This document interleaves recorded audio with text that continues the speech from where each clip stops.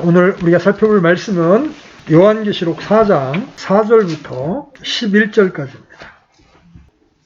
찾으셨으면 같이 읽겠습니다. 시작. 또 그 왕자 둘레에 24자리가 있고 내가 보니 그 자리들 위에 24장로가 흰옷을 입고 앉아있는데 그들이 머리에 금관을 썼더라. 그 왕좌로부터 번개들과 천둥들과 음성들이 나오고 왕좌 앞에는 7 등불이 타고 있더니 그것들은 하나님의 7 영이라.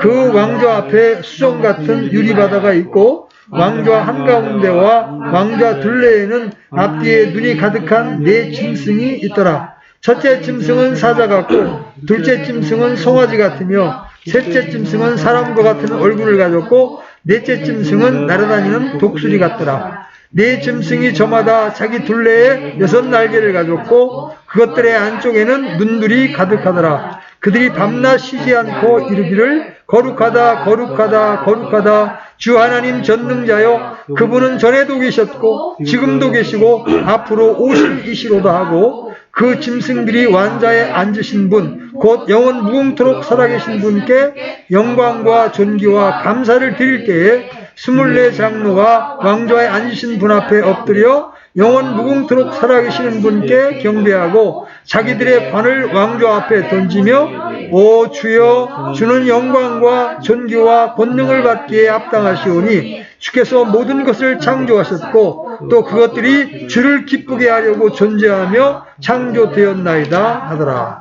아멘. 우리 이제까지 성도들과 관련된 심판을 살펴보았어요. 성도들은 죽으면 하늘로 올라가게 되죠. 그리고 거기서 내가 주님을 위하여 행한 수고에 따라서 면류관, 관을 받게 됩니다. 사도 요한은 타임머신을 타고 최소한 2000년 후에 있을 일을 영안에서 이동해서 이제 하늘에 올라가서 교회가 어떤 모습으로 하나님의 보좌 앞에 앉아 있는지를 보여주고 있습니다. 우리가 시간이 없어 읽지 않았지만 계시록 4장 1절부터 3절까지는 바로 하늘의 한 왕좌를 보여줍니다. 그리고 그 왕좌에는 누군가가 앉아 계십니다. 바로 우주의 왕이신 하나님이십니다. 그뿐 아니죠? 그 왕좌 둘레에 24명의 장로들이 있습니다. 바로 하나님을 중심으로 한 성도들의 모습이에요. 교회의 모습입니다. 그들은 모두 흰옷을 입고 있어요. 그리고 금관을 쓰고 있습니다. 그리고 하나님의 보좌에서는 번개와 천둥과 음성이 들립니다. 조용한 보좌가 아니에요. 바로 천둥과 번개라는 건 뭘 얘기해요? 심판을 행하실 모습입니다. 그리고 그 앞에 7 등불이 켠 것 같은 것이 있습니다. 바로 7 영이죠. 그리고 왕좌 앞에는 수정 같은 큰 유리바다 같은 것이 있습니다. 바로 둘째 하늘과 셋째 하늘을 가르는 얼어있는 바다예요. 그리고 그 왕좌 주위에 4 짐승이 있는데 좌우에 눈이 가득합니다. 첫째 짐승은 사자처럼 생겼고 둘째 짐승은 송아지 같고 셋째 생물은 사람과 같이 생겼고 넷째 생물은 독수리 같이 생겼습니다. 하나님을 보좌하는 영적인 존재들입니다. 그런데 계시록 4장 1절부터 3절까지 보여주는 계시가 우리에게 보여주고자 하는 것이 무엇입니까? 첫째로 이 세상 모든 것은 하나님의 주권 아래에 있다는 사실이에요. 요한이 전하려고 하는 것은 하늘에 계신 살아계신 하나님이에요. 이 우주에는 사람만 있는 게 아닙니다. 천상의 존재가 있습니다. 이분은 세상에 있는 모든 것을 만드신 분입니다. 보세요. 우리들만 산다는 것과 우리 위에 누군가가 있다는 것은 근본적인 차이가 있습니다. 우리들만 있다면 인간이 무슨 짓을 해도 문제가 되지 않을 겁니다. 그렇죠? 그러나 우리 위에 어떤 절대적인 분이 계시고 그분이 이 세상 사람들이 하고 있는 것을 전부 보고 계시고 언젠가 반드시 그 행위를 심판하신다는 거예요. 세상에는 많은 신들이 숭배를 받지만 그 신들은 모두 있으나 마나한 신들입니다. 모두 쓸어서 만신전이라는 곳에 쳐놓고 마음대로 처리할 수 있는 신들이에요. 그러나 인간이 도저히 마음대로 할 수 없는 한 분이 계십니다. 로마 황제나 적그리스도가 모든 것을 자기 마음대로 할 수 있다고 해도 한 분만큼은 도저히 자기 마음대로 할 수가 없어요. 그분이 바로 하늘의 왕좌에 계신 하나님이십니다. 하나님의 왕좌는 하나님의 주권을 나타내는 거예요. 하나님은 이 세상 모든 것을 다스리고 계십니다. 그래서 이 세상에서 모든 것을 자기 뜻대로 할 수 있다고 생각하는 사람은 조심해야 합니다. 내 마음대로 모든 것을 할 수 있다고 생각하는 사람만큼 교만한 사람이 없는 거예요. 아까도 우리가 야고보서 4장 14절 봤죠? 큰 장사해서 부자 될 거야. 그런 사람에게 주님이 뭐라고 말씀하세요? 잠시 있다가 사라지는 수증기와 같은 것이 인생이다. 하나님이 여러분의 호흡을 거둬 가시면 여러분 오늘 저녁이라도 여러분은 이 세상 사람이 아닐 수 있는 거예요. 하나님은 어떤 사람의 왕위를 세우시기도 하고 폐하시기도 하는 분입니다. 어떤 사람이 지혜로운 사람입니까? 바로 이 하나님을 두려워하는 사람이 지혜로운 사람이에요. 자기 위에 항상 더 높은 분이 계시다는 것을 생각하고 모든 것을 자기 마음대로 하지 않는 사람, 그 사람이 복된 사람입니다. 우리의 한계는 무엇입니까? 그것은 우리가 하나의 피조물에 불과하고 모든 것을 하나님께 의존하고 있다는 사실이에요. 여러분, 산에 있는 나무들이나 들판에 있는 이 채소들, 이런 것들, 여러분 사람 손이 가는 밭은 사람들이 비료를 주니까 자랄 수 있다고 치지만요. 나머지 있는 것들은 어떻게 지금 보존이 되고 있는 겁니까?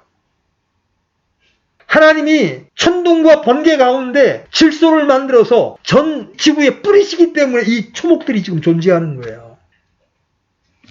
필요할 때 여러분 비를 내려주시고 악한 사람이든 선한 사람이든 햇빛을 내려주시는 분이 하나님이세요. 제가 하나님이라면 하나님을 경배하지 않는 자들에게는 햇빛을 안 내리고 싶어. 아마 그럴 거야, 저 같으면. 구약시대에 그런 일이 있었죠? 이집트를 심판할 때 이스라엘 사람들이 사는 곳에는 어둠이 임하지 않고 이집트 사람들이 사는 데만 어둠이 임하게 한 적이 있어요. 근데 하나님은 그렇게 하지 않으셔. 그게 보편적인 인류에 대한 사랑이에요. 그걸 알지 못하니까 사람들이 하나님 앞에 그렇게 건방을 떨고 교만을 떠는 겁니다. 자, 왕좌가 있습니다. 하늘에. 사도 요한이 영안에서 타임머신을 타고 하늘에 올라가 봤더니 셋째 하늘 중심부에 하나님의 왕좌가 있어요.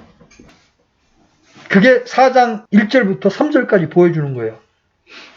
근데 4절에 보면 이제 교회의 위치가 나옵니다. 교회의 위치. 4절 여러분 눈으로 보세요. 또 그 왕좌 둘레에 24자리가 있고 내가 보니 그 자리들 위에 24 장로가 흰옷을 입고 앉아있는데 그들이 머리에 금관을 썼더라. 장로들은 머리에 금관을 썼습니다. 우리가 지난주에 그리스도인들이 합당하게 살았을 때 받게 될 5가지 관에 대해서 여러분들에게 말씀을 드렸습니다.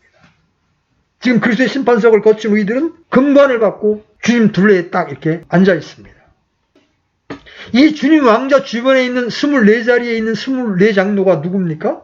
이들은 주의 죽으심과 피로 모든 족속과 언어와 백성 가운데 구속받은 자들이에요. 바로 신약의 신자들입니다. 이들은 머리에 관을 쓰고 앉아있죠? 주님은 신약 성도들에게 5가지 관을 주실 것을 말씀하셨는데 이들이 쓴 관이 바로 그 관이에요. 이를 통해서 이 땅의 대환란 때 이미 저 하늘에는 신약 성도들이 올라가 유업의 상급을 받고 주님과 함께 영원히 거하고 있음을 볼 수 있습니다. 이 대환란 때 승리한 교회의 위치는 어디입니까? 바로 하나님의 왕좌가 있는 곳입니다. 이들은 하나님 왕좌에 둘러 있습니다. 얼마나 순결하고 영광스러운 모습을 하고 있습니까?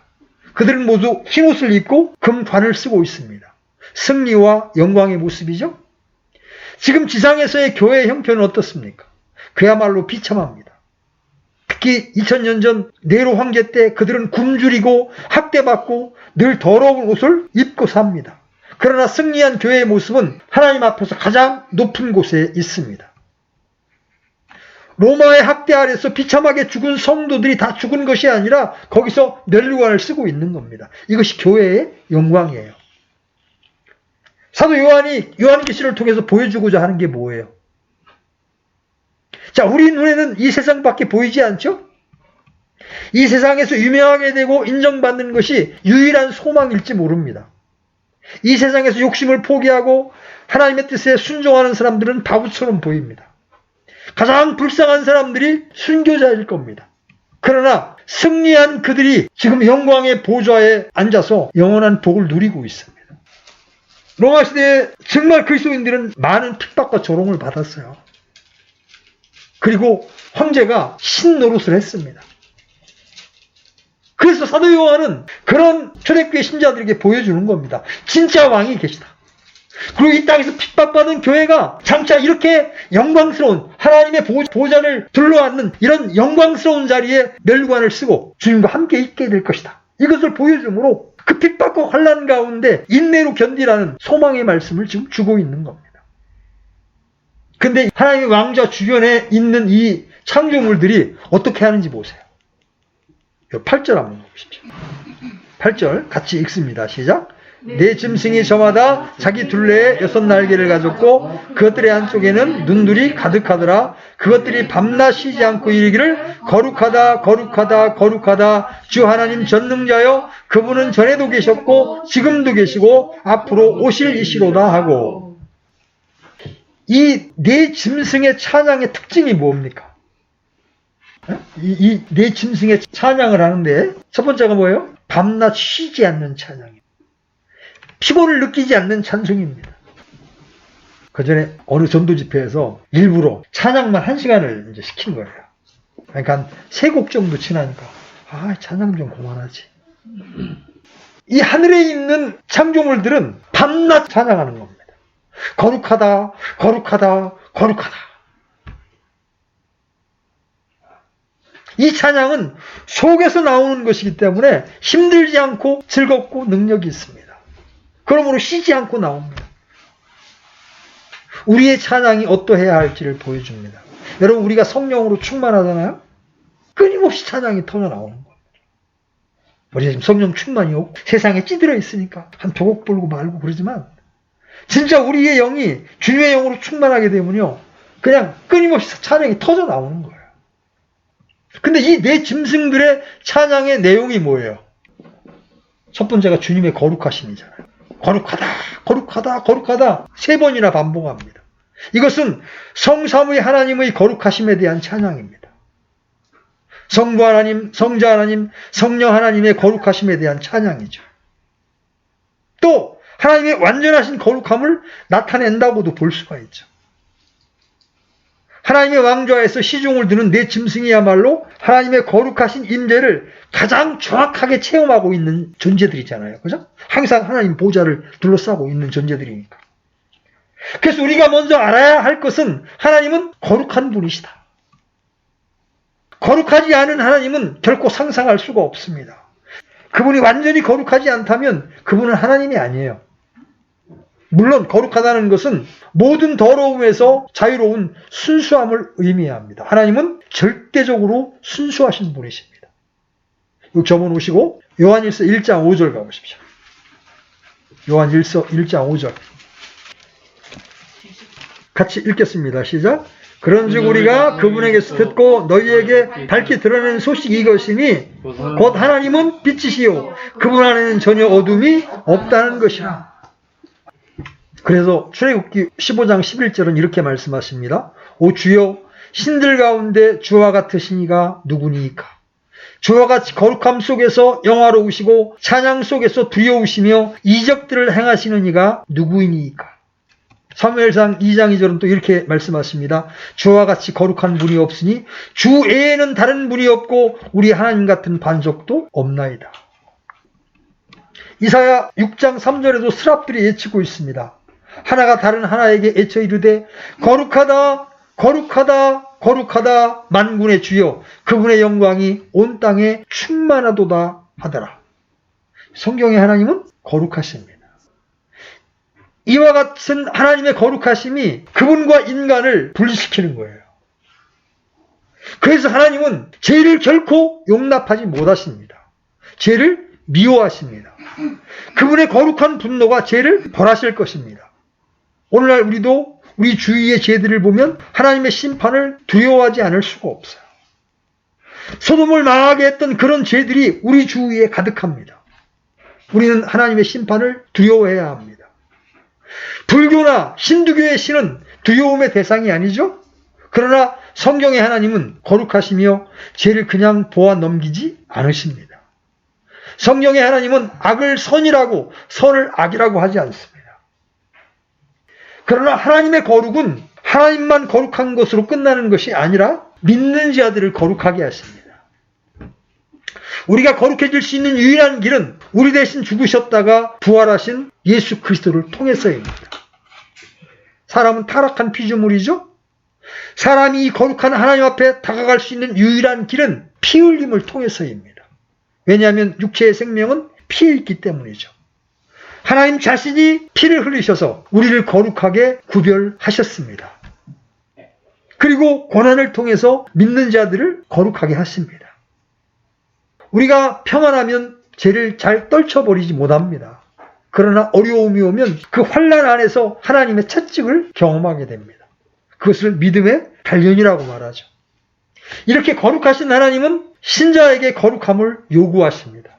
내가 거룩하니 너희도 거룩할지니라.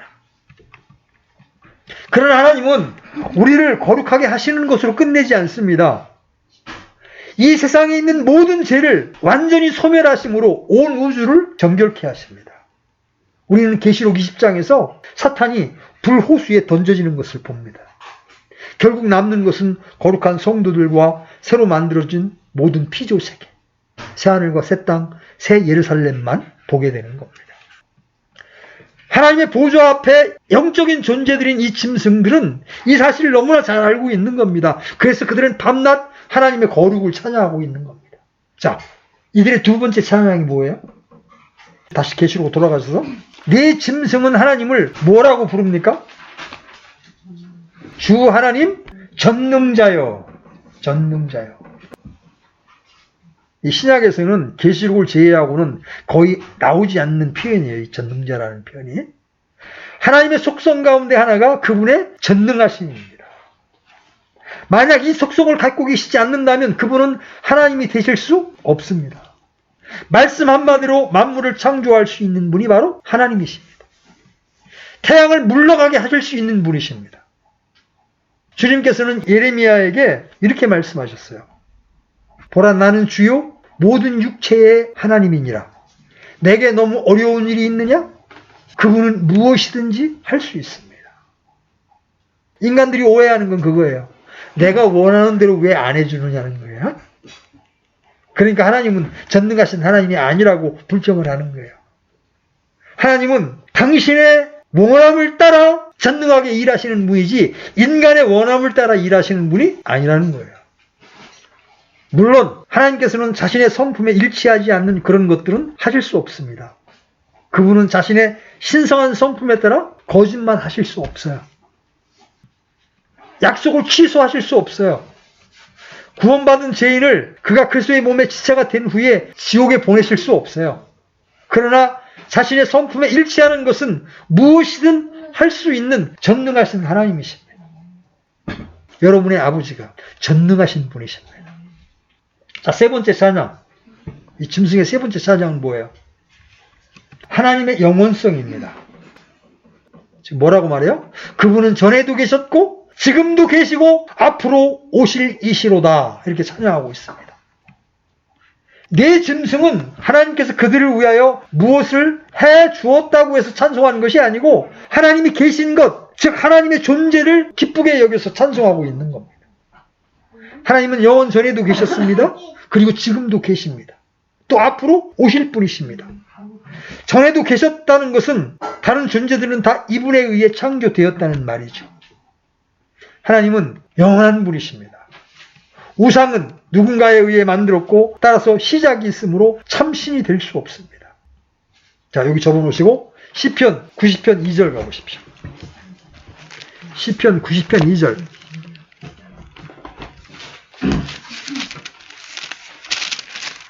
자, 찾으셨으면 같이 읽겠습니다. 시작. 신들이 생기기 전 혹은 주께서 땅과 세상을 조성하시기 전 곧 영원부터 영원까지 주는 하나님이십니다.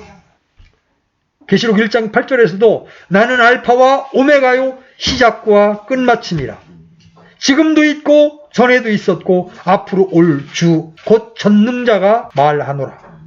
만물은 시작이 있지만 하나님은 시작도 끝도 없으신 분이십니다. 세상에서 권력을 행하는 자들은 다 죽을 자들이며 그들 자신도 하나님의 심판 앞에 서게 될 것입니다. 그런 자들을 절대시하지 말라는 겁니다. 우리가 절대적으로 신뢰하고 순복해야 될 분, 전에도 계셨고 지금도 계시고 장차 오실 분, 지금도 계시다는 말씀이 뭐예요? 지금도 모든 것을 주관하고 계시며 모든 것을 통치하고 계시다는 뜻입니다. 하나님께서 붙들어 주시지 않으면 아무것도 제대로 존재할 수가 없습니다. 하나님께서 태양과 지구에게 한 3일만 멈춰라 그러면 우리는 흑암 가운데 있게 되는 겁니다. 하나님은 지금도 존재하십니다. 그냥 존재하시기만 하는 것이 아니라 우리를 향하여 말씀하시며 우리를 돕고 인도하시고 보호하고 계신 겁니다. 앞으로 오실 분이라는 표현이 있는데 이건 재림만을 의미하지 않습니다. 하나님의 심판도 포함되는 겁니다. 하나님께서는 어느 시점까지 악이 활동하는 것을 내버려 두십니다. 그래야 악의 정체를 알 수 있거든요. 그러나 언제까지 악을 내버려 두지 않습니다.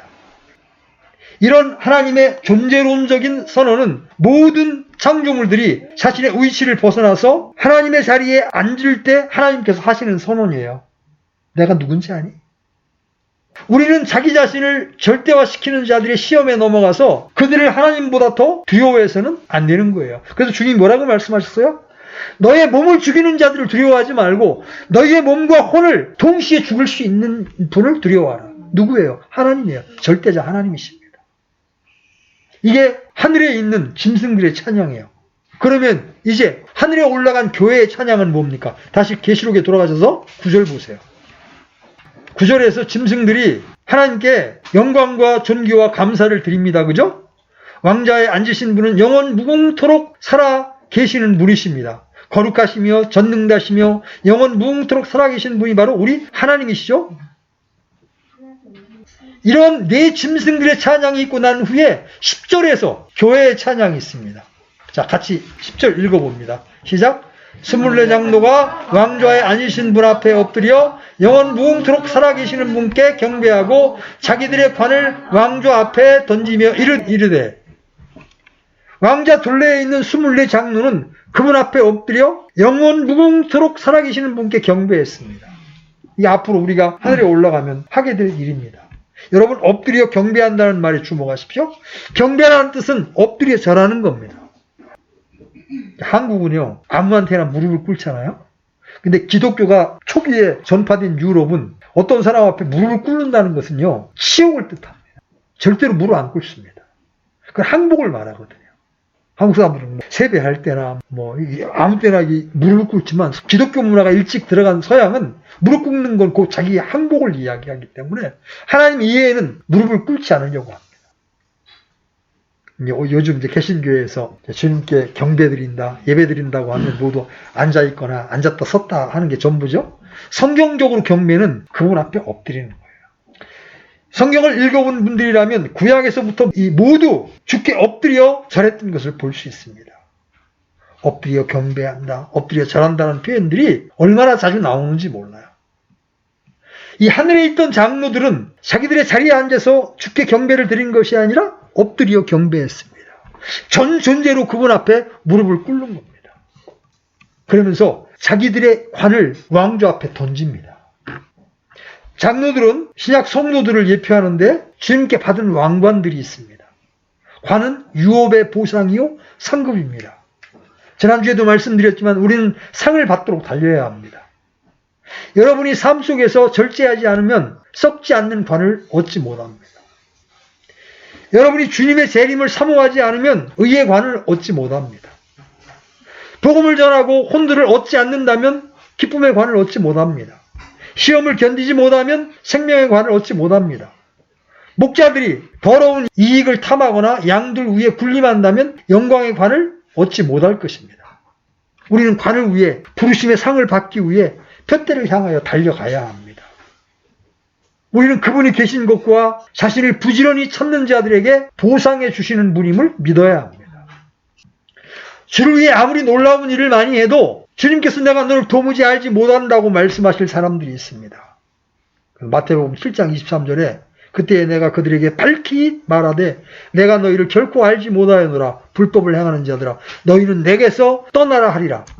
사람들 중에는 아무리 놀라운 은사를 가지고 구제와 선행과 헌신을 했어도 상을 얻지 못할 수 있습니다. 사랑이 없으면 그렇습니다.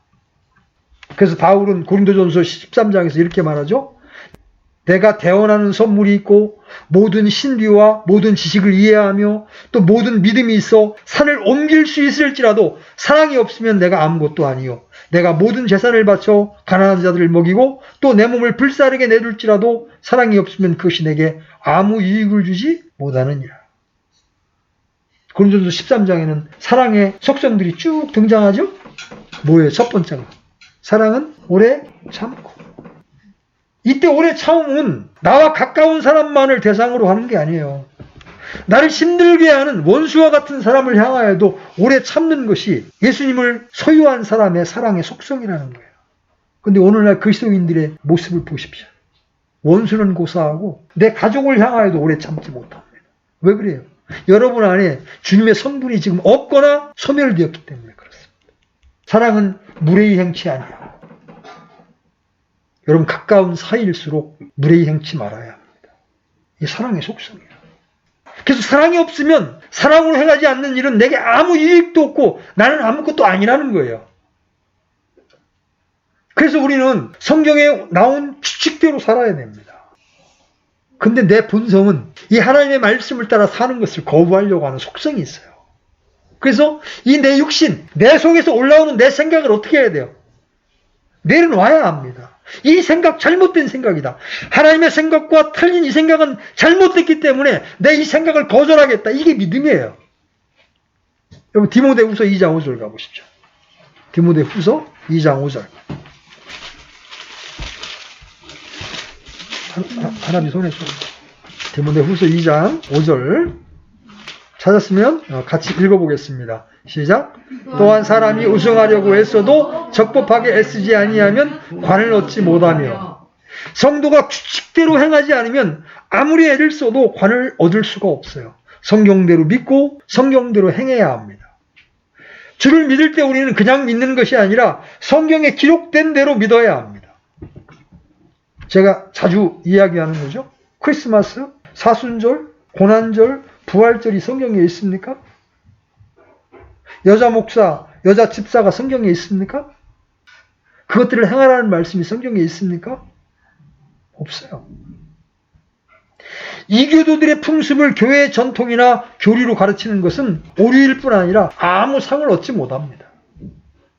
아무런 상을 받을 수가 없는 거예요. 자, 24장로는 자신의 관을 주님 앞에 던졌습니다. 어떤 사람은 이 표현을 보고 야, 어떻게 건방지게 주님 앞에 관을 던질 수가 있냐 이렇게 또 오해하시는 분들이 있어요.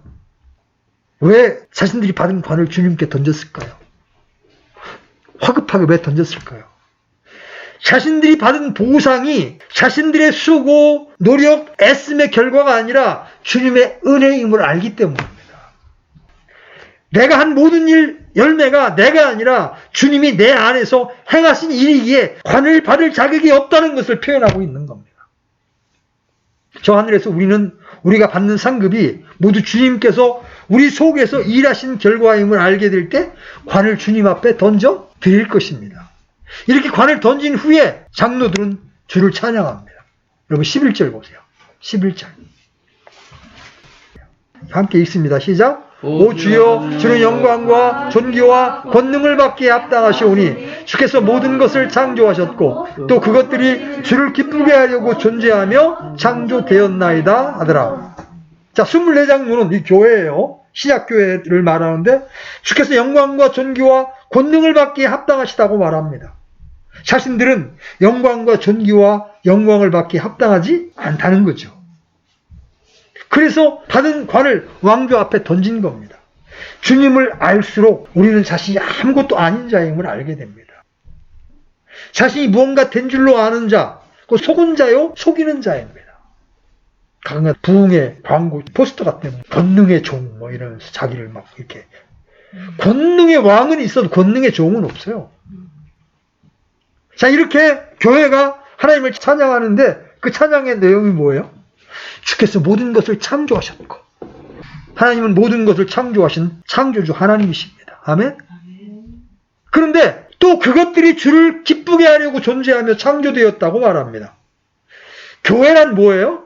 교회란 이 두 가지 사실을 분명히 아는 자들입니다. 하나는 주께서 모든 것을 창조하셨다는 것이고 그 창조된 것들이 주를 기쁘시게 하려고 존재하며 창조되었다는 겁니다. 만물이 왜 존재합니까? 주님은 왜 만물을 창조하셨는지를 밝히고 있죠? 우리는 주님을 기쁘시게 하려고 존재합니다. 실존의 의미가 여기 있는 거예요. 내가 왜 살고 있습니까? 대부분의 현대인들은 자기를 기쁘게, 자신의 즐거움과 쾌락을 추구하며 그것이 행복인 줄로 알고 그렇게 살아갑니다. 그러나 신자는 주를 기쁘시게 하려고 삽니다. 우리는 자신을 기쁘게 하지 말아야 합니다. 여러분, 참된 기쁨은요, 이 세상에서 오락을 즐기고 술을 먹고 마약을 투입받아 잠시 잠깐 느끼는 그런 쾌락이 아니에요. 여러분이 주님의 뜻 가운데 살면서 주님이 주시는 기쁨을 한번 체험하게 되면요, 이건 세상이 주는 기쁨과 비교할 수가 없는 거예요. 이 세상의 모든 창조물은 우리를 위해 창조된 것이 아닙니다. 산, 바다, 들, 하늘, 심지어 초목과 짐승까지 모든 창조물은 누구를 기쁘시게 하려고? 하나님을 기쁘시게 하려고 존재하며 창조되었습니다. 우리에게는 쓸모없고 해악이 되는 것들까지 모두 다 주를 기쁘게 하려고 존재하고 창조되었던 거예요. 여러분, 주님을 기쁘시게 한다는 것과 관련해서 여러분 한번 좀 심각하게 생각해야 돼요. 성경에는 주님을 기쁘시게 할 수 없는 것들이 나와요. 어떤 것들이 주님을 기쁘시게 할 수 없는 것? 첫째는 믿음이 없는 것. 이건 주님을 기쁘게 할 수 없어요. 자, 히브리서 11장 6절. 히브리서 11장 6절. 찾았으면 자, 같이 읽습니다. 시작. 그러나 믿음이 없이는 하나님을 기쁘게 하지 못하나니 그분께 가는 자는 반드시 그분께서 계시는 것과 또 그분께서 부지런히 자신을 찾는 자들에게 보상해 주시는 분이심을 믿어야 하느니라. 하나님은 믿음이 없는 것을 기뻐하시지 않습니다. 그래서 신자는 그분이 계시는 것과 그분께서 부지런히 자신을 찾는 자들에게 보상해 주시는 분임을 믿어야 합니다. 여러분, 하나님을 부지런히 찾는다는 게 뭐예요? 성경 안에서 그리고 삶 속에서 하나님의 나타나심을 사모하고 끊임없이 주님의 뜻 가운데 살려고 하는 자들, 이런 자들에게 보상해 주시는 것이다. 하나님이 상을 주시겠다고 상을 예배해놨는데 상 받을 생각은 안 해. 그럼 실제로 믿음이 있는 거예요, 없는 거예요? 믿음이 없는 거예요. 하나님은 믿음이 없는 자들을 기뻐하시지 않습니다. 자, 두 번째, 하나님은 육신 안에 있는 자들을 기뻐하지 않습니다. 로마서 8장 8절. 로마서 8장 8절. 같이 읽습니다. 시작. 그런즉 이와 같이 육신 안에 있는 자들은 하나님을 기쁘게 할 수 없느니라. 육신 안에가 뭐예요? 내 생각 안에 갇혀 있는 거예요. 하나님의 생각이 영적인 생각인데 육신적인 생각을 가지고 있는 거예요. 하나님의 말씀과 충돌되는 생각을 옳은 줄 알고 붙잡고 있는 것. 그게 바로 육신 안에 있는 거예요. 그런 자들은 하나님을 기쁘시게 할 수 없다. 하나님은 사랑하라고 말합니다. 그런데 나는 미워하고 있습니다. 하나님은 내가 거룩하니 너희도 거룩할지니라고 말하는데 신경 쓰지 마. 우리 죄 다 용서됐는데 뭘 거룩해? 우리 마음대로 살면 되지. 내 마음대로 사는 겁니다. 내 쾌락을 따라서 내 마음대로 사는 겁니다. 내 원함을 따라서. 이 육신 안에서 사는 거예요. 그러면 하나님을 기쁘시게 하려면 믿음을 가져야 되겠죠. 그죠? 그리고 영 안에 있어요. 그러니까 주님을 기쁘시게 하는 건 간단해요. 주님께 합당하게 걷는 거예요. 성경에 기록된 하나님의 뜻 가운데 걷는 거예요. 그걸 못하게 하는 것이 세상이고 죄이고 마귀입니다. 그래서 여러분이 여러분의 옛사람을 계속 십자가에 넘겨야 돼요. 나는 죽은 자다.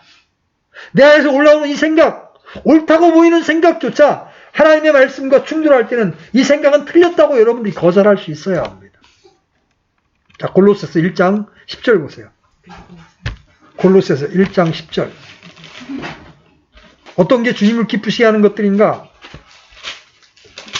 첫째로 주님께 합당하게 걷는 겁니다. 자, 찾았으면 같이 읽습니다. 시작. 주께 합당하게 걸어 모든 일에서 그분을 기쁘게 하고 모든 선한 일에서 열매를 맺으며 하나님을 아는 것에서 자라나고. 주님이 하라고 한 것은 행하고 하지 말라고 한 것은 안 하려고 하는 주께 합당하게 걷는 모습이 주님을 기쁘게 하는 거예요. 우리 손자한테 맨날 기대하는 게 언제쯤 게임에서 해방이 되어서 그만해라 그러면 네 하고 딱 순종하면서 말 안 듣는데 그 사람을 보고 기뻐할 수가 없는 거예요. 하나님도 마찬가지예요. 주님을 기쁘시게 하는 건 주님께 합당하게 걷는 거예요. 또 주님을 기쁘시게 할 수 있는 게 뭐가 있어요? 하나님의 이름을 찬양하고 그 하나님께 감사를 드리는 거. 하나님을 기쁘시게 하는 거예요. 여러분 시편 69편 30절 31절.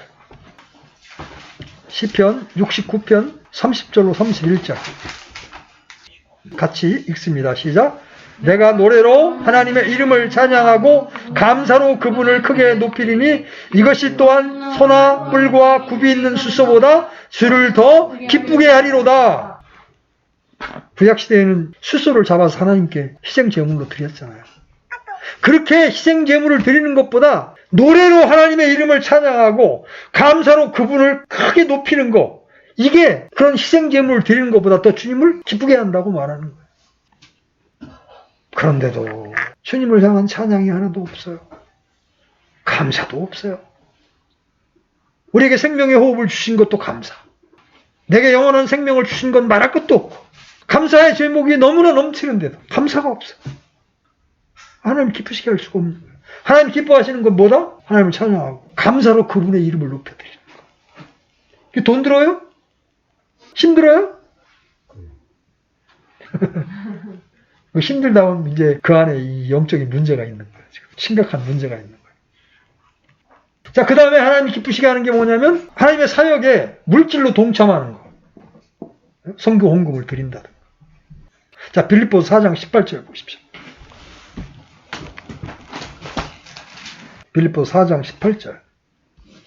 자, 찾았으면 같이 읽겠습니다. 시작. 오직 내게는 모든 것이 있고 또 풍부하니라. 에바브로도 편에 너희가 보낸 것들을 받았으므로 내가 풍족한데 이것은 달콤한 냄새의 향기요 받으실 만한 희생물이며 하나님을 매우 기쁘게 한 것이니라.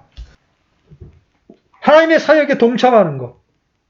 빌립보 교회가 자신들이 굉장히 그 가난한 가운데에서도 바울의 사역을 위하여 물질을 드렸어요. 바울은 이것이 달콤한 냄새의 향기라고 말하고 받으실 만한 희생물이며 하나님을 매우 기쁘게 한 것이라고 말합니다. 네 번째 하나님을 기쁘시게 하는 것, 바로 부모에게 순종하는 거예요. 자, 골로새 3장 20절. 골로새 3장 20절. 자, 같이 읽습니다. 시작. 자녀들아 모든 일에서 너희 부모에게 순종하라. 이것은 주를 매우 기쁘게 하는 일이다. 부모가 뭐라 그러면 네. 근데 안 해. 못해. 어깃장 놔. 눈을 부라리면서 대들어. 이게 순종이야, 불순종이야? 우리 특히 어린 친구들 잘 들어야 돼. 하나님을 분노케 하는 거야. 그럼 나한테 좋은 게 돌아올까, 안 돌아올까? 성경에는 부모를 순종하라 그런 다음에 이것이 약속 있는 첫 계명이니 땅에서 잘 되고 너희 날들이 길리라. 부모에게 순종하는 것이 주님을 기쁘게 하는 거기 때문에 그것에 대한 보상을 하나님이 주신다. 누구를 위해 순종하는 게 부모를 위해서? 아니에요. 나 자신을 위해서. 뿐만 아니라 종들은 육체를 따라 주인된 자들에게 모든 일에 순종해야 합니다. 그것이 하나님을 기쁘게 하는 일이에요. 꼴보기 싫은 상사한테 진짜 대들고 싶고 한바탕 해치워버리시고 그런 마음이 든다고, 우리 육신의 생각은. 그런데 하나님은 어떻게 말씀하세요? 육체를 따라 너희 주인된 자들에게 모든 일에서 순종하되 사람들을 기쁘게 하는 자들 같이 눈으로 섬기지 말고 오직 하나님을 두려워하여 단일한 마음으로 하라. 위에 있는 권세에 순종하는 것을 하나님은 기뻐하신다. 그 다음에 이건 이제 사역자들하고도 직결되는 거지만 복음을 위탁받은 대로 전하는 거 하나님 기뻐하신다. 데살로니가전서 2장 4절 제가 읽겠습니다. 다만 우리는 하나님의 허락을 받아 복음을 위탁받은 대로 말하노니 이것은 사람들을 기쁘게 하려고 함이 아니요 오직 우리의 마음을 시험하시는 하나님을 기쁘게 하려 함이라. 여기서 여러분들이 주목해야 될 게 뭐예요? 위탁받은 대로. 성경에 있는 그대로의 복음을 전할 때 하나님 기뻐하신다는 말이에요. 오늘날은 물탄 복음이 전해집니다. 죄와 심판에 대하여, 지옥에 대하여 설교하지 않습니다. 그냥 사랑의 하나님만을 말합니다. 하나님은 여러분을 사랑하십니다. 여러분 잘 될 것입니다. 여러분 이건 위탁받은 대로 복음을 전하는 게 아니에요. 사람을 기쁘게 하는 거지. 사람의 마음을 다치지 않고, 그죠? 우리가 죄인이다, 영원한 심판이 기다리고 있다 그러면 사람들이 기분 나빠하니까 사람들 기분 나쁘게 하지 않으려고 하나님은 여러분을 사랑하십니다. 여러분을 축복하십니다. 자, 이제 그 하나님 기쁘시게 하는 것도 쭉 살펴봤어요. 이것들을 한마디로 말하면 뭐예요? 창조물이 하나님의 창조의 목적으로 돌아가는 거예요. 우리가 하나님께 영광을 돌린다고 할 때 바로 이것을 의미하는 거예요. 하나님의 본질적인 영광은 인간에 의해서 더해지고 감해질 수 있는 게 아니죠. 그러나 하나님의 이름은 이 세상에 창조된 모든 인간들에 의해 높여지기도 하고 땅에 떨어지기도 하는 겁니다. 그래서 결국 하나님의 영광이 높아지고 낮아진다고 하는 것은 하나님이 이 땅에 두신 그분의 이름이에요. 하나님의 이름이 가장 높이 여김을 받을 때는 많은 사람들이 창조의 원래 목적으로 돌아가 그들 안에서 하나님의 이름이 높이 여김을 받고 그것을 통해 창조의 목적을 이탈한 많은 사람들이 하나님이 창조주라고 하는 사실을 인정하고 하나님께 무릎을 꿇는 바로 그때예요. 물론 하나님의 영광이 온전하게 드러나게 되어도 끝까지 강팍한 마음으로 그 영광을 대항하는 사람들이 있습니다. 이런 사람들은 특별한 심판을 받기로 하나님 앞에 준비된 사람들이죠. 우리에게 필요한 것은 뭐예요? 창조의 원래 목적으로 돌아가기를 원하시는 하나님의 열망을 우리 마음에 품는 거예요. 그리고 신자는 이 세상에 남겨진 하나님의 이름의 영광을 위해서 살겠다고 결단하는 자들이에요. 하나님의 영광을 이 세상에 온전히 드러내기 위해서 그것을 갈망하고 하나님 앞에서 살고자 하는 것, 그게 바로 우리가 할 수 있는 일입니다. 여러분의 인생의 목적은 뭐예요? 이 땅에서 잘 먹고 잘 사는 것? 그게 돼서는 안 되는 거예요. 누군가가 여러분에게 왜 사니? 그러고 물으면 저는 하나님의 영광을 위해서 삽니다. 이게 여러분의 모토가 되어 있어야 합니다. 우리가 지향하는 신앙의 목표는 우리의 존재와 삶이 거룩해져 가는 것, 역시 그 지향점은 창조의 목적으로 돌아가는 거예요. 하나님이 나를 창조하셨을 때 내게 기대하셨던 그 존재로 돌아가서 이 세상의 창조의 목적으로 돌아가는데 기여하며 사는 삶이 바로 거룩의 구성 요소예요. 이 세상 어때요? 미친 듯이 쾌락과 자기 만족을 위해서 달려가고 있지 않습니까? 이런 세상을 고칠 수 있는 이 땅의 유일한 사람은 창조의 목적을 깨달은 사람들이에요. 창조의 목적을 깨달은 사람들이 가슴 아파하고 탄식하는 이유는 나뿐만 아니라 이 땅의 모든 인간과 피조물들이 창조의 목적으로 돌아갈 때에만 이 땅에 두신 하나님의 이름이 높아질 수 있기 때문에 그래요. 어떻게 이런 세상에서 주님의 이름을 높이고 주의 이름을 송축할 수 있겠습니까? 이 세상의 모든 피조물을 하나님의 영광 앞에서 창조의 원래 목적으로 돌아가기를 갈망하고 그 일에 기여하는 삶을 삶으로 가능한 거예요. 그렇지 않은 인생은 가장 비참한 인생입니다. 이러한 갈망과 결단이 있다면 우리들이 하나님의 말씀을 엄중하게 대하면서 하나하나 깨달아가려고 기도하고 들려진 말씀에 순종해야 합니다. 우리는 어느덧 하나님의 말씀을 뒷집 아저씨 얘기만큼도 여기지 않으며 살아갑니다. 그래서 변화가 없는 겁니다. 겸손한 마음으로 주의 말씀을 두렵게 대할 때 그 말씀은 우리를 놀랍게 변화시키고 하나님의 뜻대로 살 수 없었던 우리에게 놀라운 능력을 제공합니다. 하나님의 말씀을 지속적으로 공부해가면 성령의 역사를 통해 표출된 영광을 찬란하게 경험하게 되는데 그때 그 지식 속에 영적인 찬란한 빛이 들게 되는 겁니다. 아, 그거였구나. 그래서 성경을 더 분명하게 이해하게 되는 거예요. 물론 성경을 통해 얻게 된 지식에 성령의 조명이 비춰지지 않으면 모두 생명이 없는 지식에 불과합니다. 그래서 내가 많은 것을 배웠으나 나는 아무것도 아닌 게 되는 거예요. 주님이 내 어두운 지성에 찬란한 영광을 비추어 창조의 목적이 무엇이며 그것으로 돌아가는 효과적인 길이 무엇이고 또 그 길을 따라갈 수 있는 능력을 달라고 여러분 기도하셔야 합니다. 그러할 때 성령의 조명을 주셔서 하나님의 이름을 위해 살도록 우리를 바꾸어 주시는 겁니다. 이 세상이 창조의 목적으로 돌아갈 때 인간은 하나님을 가장 기뻐할 수 있는 겁니다. 그리고 하나님을 기뻐하는 그곳에서 하나님이 가장 영광을 받으실 수가 있는 거예요. 그래서 이 세상에 존재하는 모든 성도들이 이런 갈망을 가져야 합니다. 모든 창조물과 인간이 창조의 원래 목적대로 돌아가는 것에 대한 갈망. 그리고 이 하나님에 대한 진실한 사랑은 바로 이 갈망을 통해서 입증되는 거예요. 이 시간 여러분에게 질문합니다. 우리는 하나님의 창조의 목적으로부터 얼마나 멀리 떨어져 있습니까? 만약 여러분이 아직도 이 세상에 있는 재물이나 남들이 자랑하는 미모나 건강, 안일한 삶의 환경 때문에 본인은 물론 창조의 목적대로 돌아가지 않는 이 세상의 악하고 망가진 상태를 보고서도 여러분이 아파하지 않는다면 여러분이 이미 창조의 목적으로부터 멀찌감치 떨어져 있는 상태에 있음을 입증하는 거예요. 모든 것을 가지신 하나님이, 완전하신 하나님이 이 세상을 향해서 어떤 소원을 가지고 계실까요? 무엇 때문에 하나님이 사랑하는 독생자를 이 세상에 보내시고 그것도 모자라 멸시와 치욕을 당하게 하시며 우리가 하나님을 거스르기 위해 지은 모든 죄를 대신 짊어지시고 하나님의 진노 아래 심판을 받게 하셨던 이유가 무엇이었습니까? 창조의 목적을 거스르는 우리의 죄는 미웠지만 그 목적을 거슬며 살아가는 인간의 비참한 상태를 차마 보실 수가 없어서 이 세상에 자기 아들을 보내셔서 우리가 스스로는 돌아갈 수 없던 자리로 되돌아가도록 만들어주신 거예요. 그 은혜를 입은 자들이 바로 신자인 겁니다. 그러기에 이 시간에도 창조의 목적을 따라 살아갈 수 없는 자신과 수많은 사람들로 인해 우리 모두는 눈물을 흘려야 합니다. 창조의 목적으로 돌아가 창조에 깃든 하나님의 충만한 영광을 드러내며 살아감으로 얼마든지 행복해질 수 있는 인생들인데 육신의 정욕에 눈이 어둡고 잠시 있으면 사라질 심판받을 육신을 위해 종노릇하느라 지엄하신 하나님을 거역하고 부패한 욕심에 굴복하며 살아가는 인생들이죠. 하나님께서 지금 이 순간도 말할 수 없는 열망으로 인생을 낭비하며 살아가는 수많은 인간들을 위해 당신의 이 마음을 전하기를 원하시고 창조의 목적대로 돌아와 살기를 간절히 바라고 계십니다. 인생의 목적은 하나님을 영화롭게 하고 그분을 기쁘시게 하는 겁니다.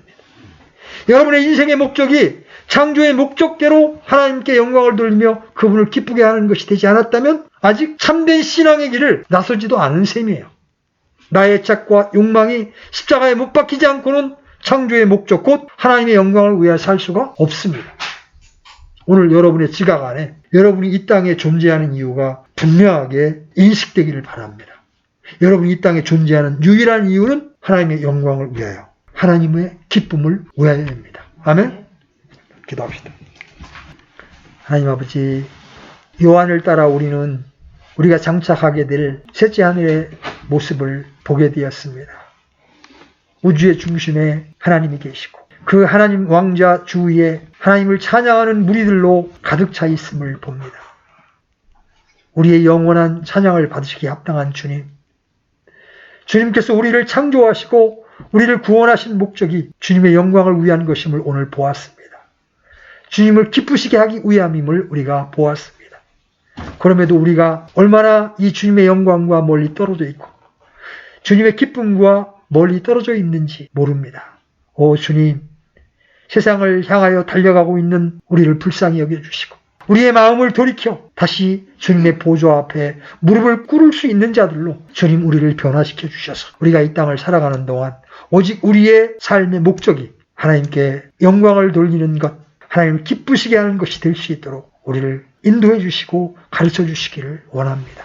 우리가 이 땅에서 이런 삶을 살 때 주님께서 기뻐하시고 하늘의 복을 우리에게 풍성히 부어주실 것을 믿습니다. 우리 모든 지체들이 이러한 믿음의 길을 달려갈 수 있도록 복